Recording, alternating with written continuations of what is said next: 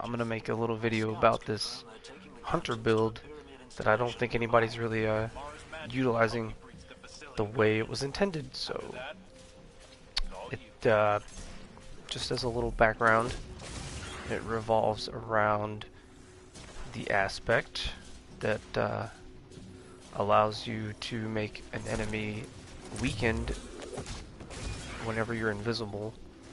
The next melee attack makes them weakened, and then obviously killing a weakened or suppressed debuffed enemy makes you invisible. So it's a pretty nice little loop of events that you want to cycle around until you get a good hang of it. And pretty much once you get a good hang of it, you're unstoppable and you cannot be defeated. It just takes a little patience and just basic understanding of how the melee abilities and how you how the aspects go together. So actually, before I go down there, let's just kill these idiots first.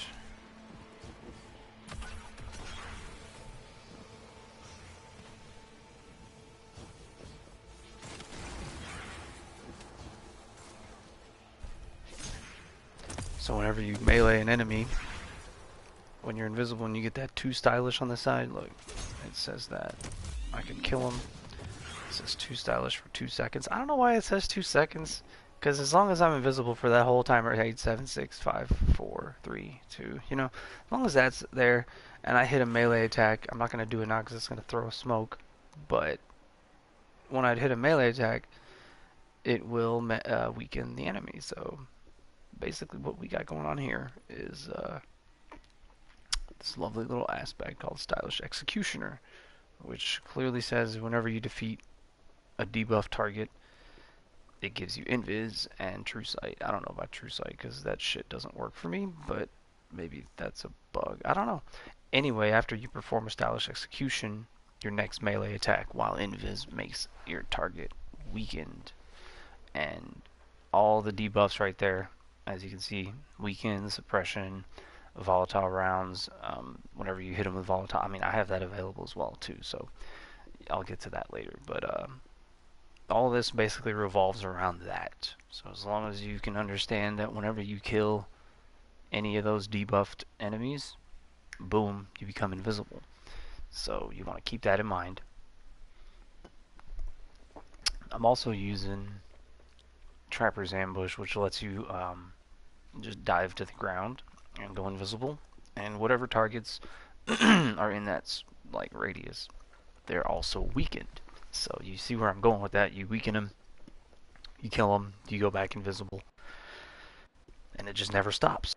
So just to be 100% clear, you want to remember every time you're invisible, the next melee attack is going to weaken somebody. So that means your melee attack is going to deal. It's crazy how it works too, because if you've attacked an enemy with a melee, if you've meleeed an enemy right away and you're invisible and they die, it actually applies everything all at once. It makes them weakened, and then you kill them, and then you go invisible right after it. It's like you never were visible just to do the attack.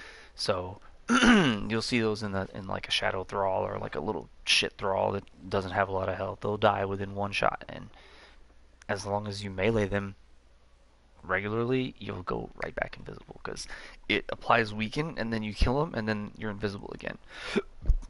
It's pretty sick, to be honest with you.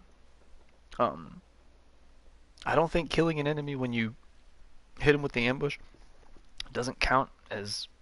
I don't think that applies both. Like you won't get the stylish executioner or too stylish after that for killing them, but beyond that, it's pretty simple. You saw this from the gameplay, like that's what I was doing. So once you get that down, we're also using Omni because of invis, and then whenever you're invis, you get resistance. So the damage resistance is there.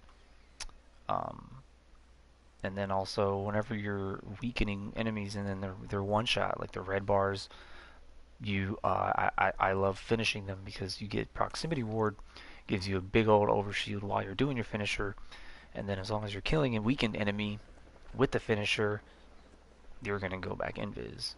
Like, it's pretty solid. I think I could try to demonstrate here. He's weakened. Oh, wow. Well, no, they despawned. Alright, whatever. But, yeah, whenever you kill an enemy and they're weakened, you just get right back to invis. It's pretty sweet. The Taken rely on their blights as Guardians rely on their light. But they cannot be dispelled until the most powerful Taken. Where did that one guy go? Oh, he's dead. Or he's not gonna...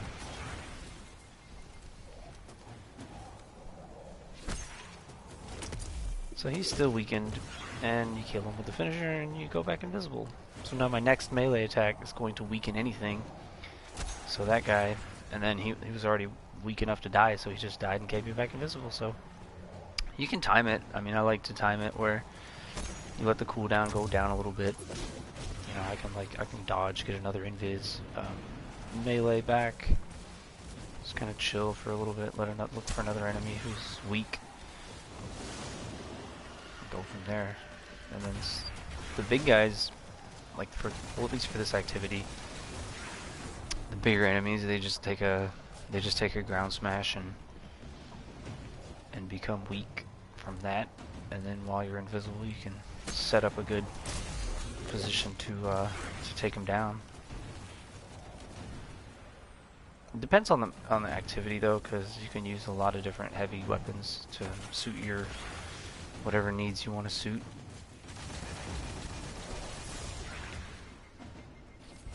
I'm just running Thunderlord because there's overload champions in this thing. Just ease of use, really.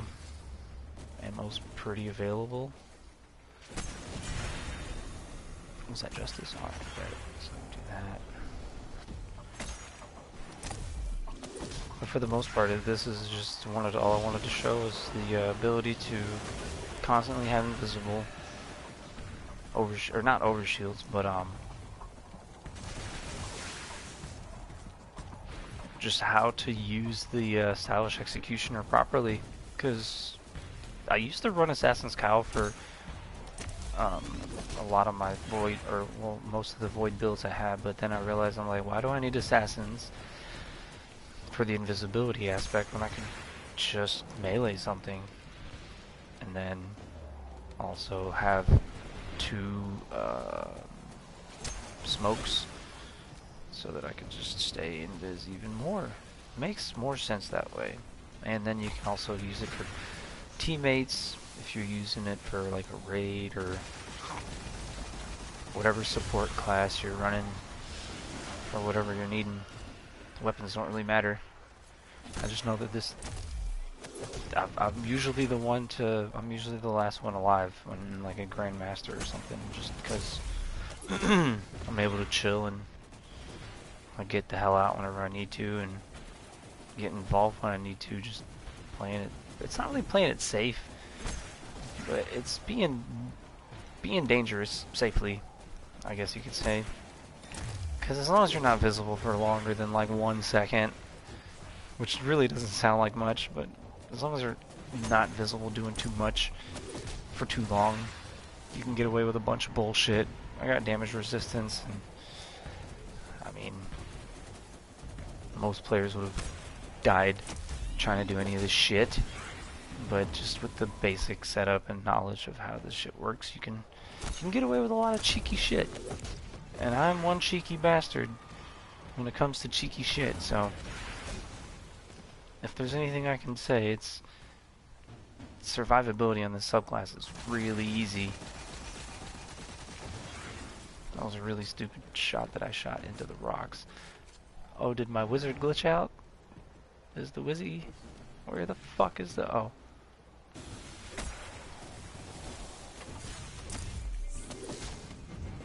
I suppressed myself. I suppressed myself.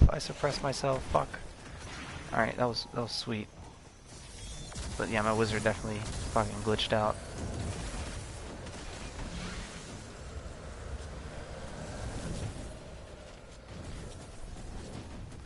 That's crazy, because it's been a while since I played this, and the wizard didn't glitch out, and then I remember the last time I ran this, I was in the next Taken in the hallway bullshit with the big ogre and I don't know where there was a wizard at the back that was like a yellow bar mini boss wizard. I'm like, where the hell did this wizard? Wizard was never there before. I've never seen that wizard before. It was usually just maybe it's because the champion changed. Because once I went up there and it was an overload, and then it was friggin' unstoppable. I'm like, where the hell? They're just changing random champions. Oh fuck, fuck, fuck, fuck, fuck, fuck, fuck. All right.